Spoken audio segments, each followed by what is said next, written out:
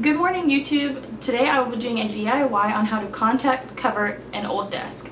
I have a craft desk that I pretty much destroy on a regular basis. There's epoxy on it, there's glue on it, it has cuts in it. It was a free desk. Our neighbor gave it to us when they were moving. They didn't feel like moving it into their new place, so I decided to keep it. And I've pretty much just been tearing it up. And so I saw a video not too long ago on somebody restoring their desk, like giving their desk a facelift, and they covered it in contact paper, so I decided I would do the same. I already had some contact paper laying around from a like a little dresser display thing that I covered in contact paper, so I had some left over and I literally had just enough to cover this desk, and I'll show you what. Alright, so this is the desk. You can see I've got glue on it from, oh, that's epoxy and glitter from the Yetis I've covered. It's scratched up. I guess it has some water damage. I don't think I did that, but it has some water damage. But you can see I've done a number on this desk. It wasn't quite this bad whenever I got it, but I've had it for a year now, and I craft a lot, do a lot of DIY stuff, which I hope to be filming more often. But yeah, I figured I'd give it a facelift. I just painted the furniture in this room, which you can see. I just painted the furniture like 2 weeks ago or so. So I decided I would do something that may like match this furniture a little bit, because this desk is going to be in here, but it's just a bare off-white eggshell color.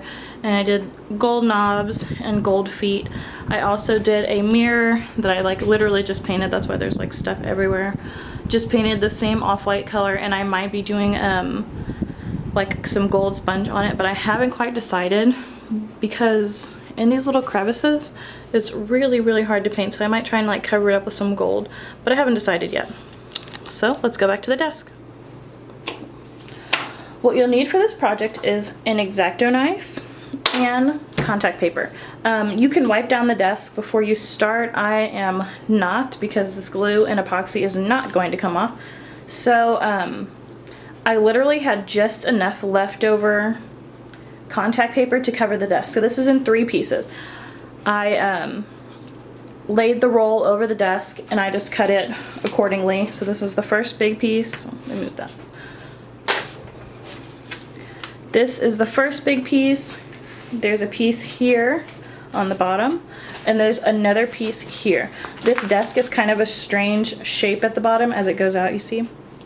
So it's kind of a little difficult to cut, but it's fine. If you're working on just a square or a rectangle desk, you should have no problem at all. This project is a lot easier if you have another set of hands, but today I am solo as my boyfriend's out of town, so I'm going to show y'all how to get it done.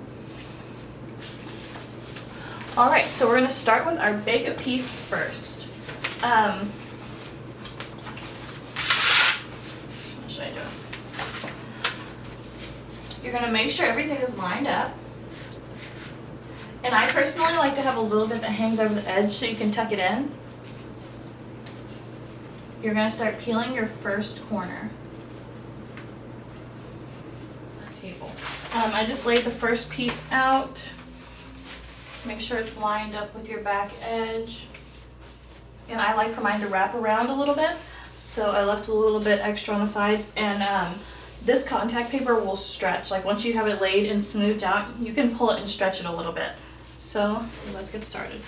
Let's peel our first edge. Like I said, ideally you'd be doing this with 2 people, but I covered my little display by myself. So we'll see how this goes. Alright, so start peeling it, and peel it the wax paper back so that your contact paper isn't like directly touching the table. Alright, let's lay this first little bit. I have it lined up on the back, and I'm gonna just wrap it down. Your first section you lay down like doesn't have to be perfect. You can go back and smooth it out and fix it. And now I'm going to lift this back part up and pull my wax paper out from under it slowly. Make sure it's all lined up.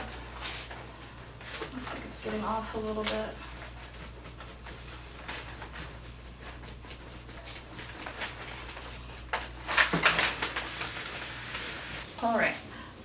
So now that you've pulled it out, we can start smoothing. Like I said, it stretches a little bit, so I'm going to stretch it over these edges. Stretch it over these edges.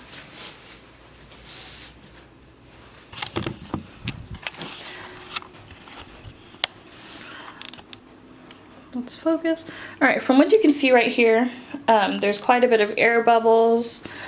This is damage from the table that the table already had. See, if you just run it with your finger like this, you can get the bubbles out. So after I lay this piece, you can start smoothing it out. You can get a credit card or like a book or something like that and smooth it out.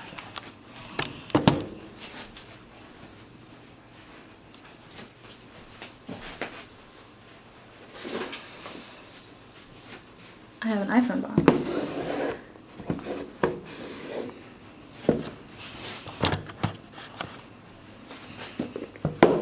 And just go up and smooth it out. Up and smooth it out. Like I said before, my table is kind of battered and pretty rough, so some of my lumps and bumps are not going to come out. Just drag it down and get all the air bubbles out.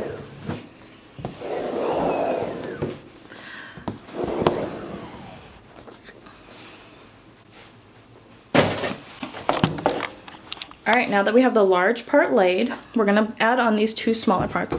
See, we're almost done.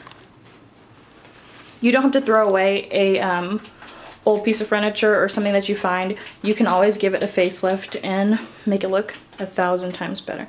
All right, let's add our other piece. I was able to stretch the larger piece so that I have even more leeway with my bottom pieces. I'm going to start on the end that's not straight. I'm going to start over there first. All right, let me have it lined up. It looks perfect. Now I'm going to start peeling.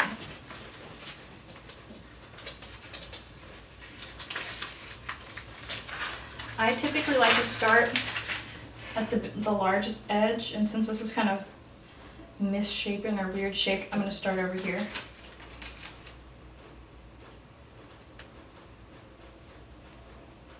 And just lay it down, wrap it around your edges, and lay it flat. I made a giant crease. Just kind of stretch it, pull those creases out, and wrap it around the edge. Let's try that again. Made a huge crease in it.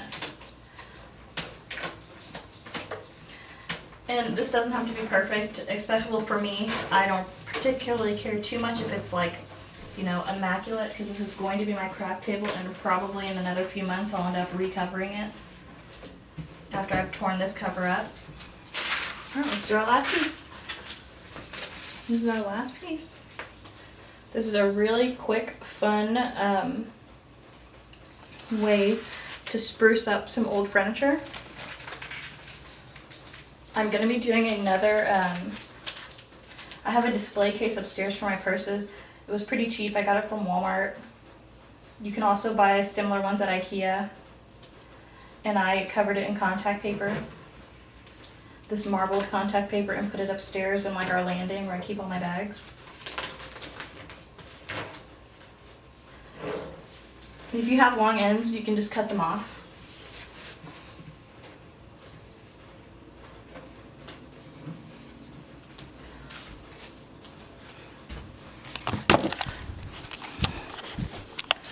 Alrighty, I have the two pieces on. It looks pretty rough down here, but I'm going to clean that up probably. You can see the seam, like where they overlap, and I'm probably going to clean that up with an X-Acto knife and then get out some of these bubbles. It was kind of hard though because, like I said before, this has a really weird shape. It's kind of weird to get it around there, but if you have a rectangle or a square desk, it'll come out perfectly smooth and even. But this is it mostly. I just got to smooth it out a little bit. When I did it the first time, it had a seam also, but you could hardly tell. I knew where the seam was, but like another person looking wouldn't know. But yeah, that is pretty much it. I'm gonna clean it up a little bit and then I'll show you the finished product. Thank you for watching my DIY, how to recover an old desk or give it a facelift. Thank you for watching, and I will be uploading another video soon. I have a ranch, and so we do a lot of gardening out there, and so I'll be doing a video on how to can your own tomato sauce. It'll just be a small batch, but I'll be hopefully recording that really soon. Thanks for watching. Don't forget to like, comment, and subscribe. Bye guys.